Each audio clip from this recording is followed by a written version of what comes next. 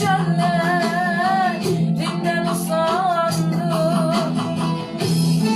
Keşke gelmeseydim yalan dünyaya.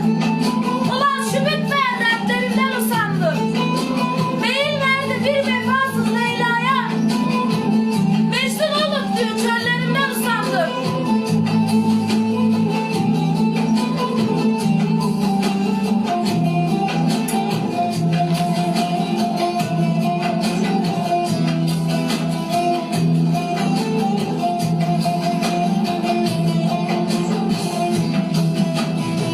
Bir garibim benim, çilem bitmiyor.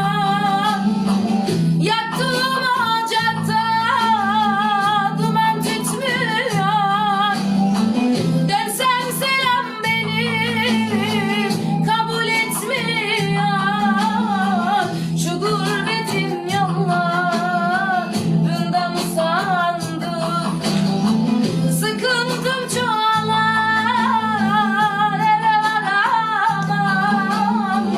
Nazlı yarim dinle.